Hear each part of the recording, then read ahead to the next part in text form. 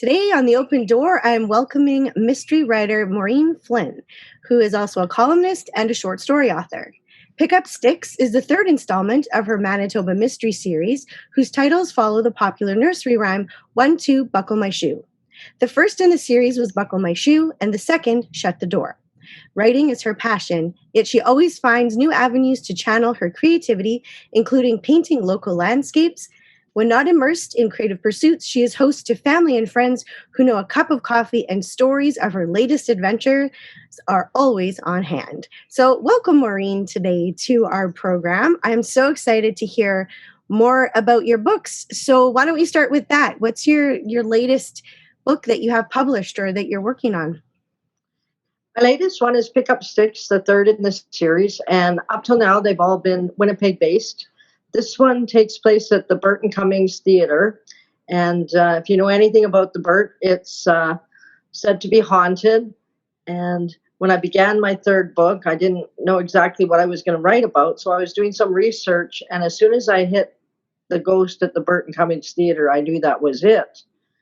But I didn't know how much it was going to be. I started doing some research on the resident ghost, which is Mabel Hackney, and Lawrence Irving is her husband. Now, they were a theater troupe. He was also a playwright. He wrote the plays. They had been traveling in North America for 2 years and Australia, I believe. The last place they performed was the Burton Cummings Theatre. And, of course, it was, let me check what year it was, 1920 something. Yes. Oh, sorry, 1914. And their last performance was at the Burt. And the Winnipeg audience was so fantastic, as they often are. And Lawrence vowed to come back. He said, "We will be back." It was their last performance. They left. They got on a train. They were heading to Quebec, where they were then going home to England on a ship. That ship is the Empress of Ireland. I mean, that's a historical ship in Canada. And, well, things didn't go so well. I don't know how much I want to say without its history, so it's not something, Right. I did a lot of research to keep all the history accurate. Now, the ghost stories at the theater believe that it's Mabel that is there. And I thought, because he said they'd come back, that's where she came back. Really? Wow. Okay. So all three of the books and this one take place in two eras, the past and the present. That's really interesting. Yeah. So I get a lot of Winnipeg historical stuff in there, and it's that's about my favorite part, is researching and finding out these magnificent stories. And anyway, the modern day part of the story is my Winnipeg homicide detective, Steve Ascott, and his sidekick, Penny, and a few other characters that carry through from the first book. And they get involved in a play at the Burton Cummings Theatre, and it all ties in with the past. Oh, wow. Okay. So do you have, by any chance, I didn't ask you before, so if I put you on the spot, but do you have an excerpt or even to read the back cover of the book for us, so we have a little more background on it? Or? Yeah, I could read an excerpt, but I wouldn't know how to find one this quickly, but I could read the back. Oh, let's hear the back, because it sounds really interesting. When the stage lights flicker and a breeze lifts from nowhere, Mabel Hackney is paying a ghostly visit.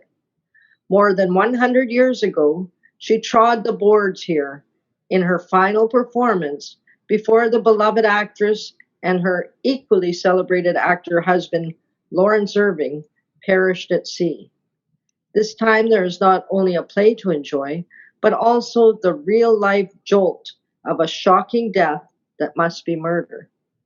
In those turbulent waters, relentless Detective Steve Ascott and plucky partner Penny race to solve the drama that's happening off stage.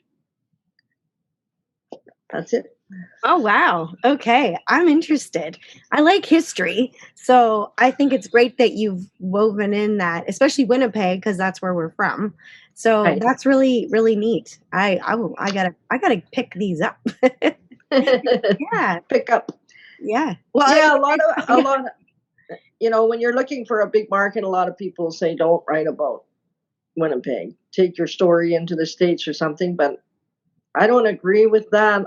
I like to write. Everybody likes to write what they know, and I know Winnipeg. Yeah. I'm from Selkirk, actually, just outside of Winnipeg. But I've spent a lot of time in Winnipeg, so I like to keep it at home. However, having saying that, I've started my fourth book, and Stephen Penny venture out of Manitoba, but they're still in Canada. Oh, okay. Well, I like that too. I think it's nice because no matter where you live, you can bring that part of the world to someone else, right? And I Yes, think it's if you're interested in it, especially that history aspect of where we live, that just helps you be more creative, I think, because you're interested. This is what you want to do, right?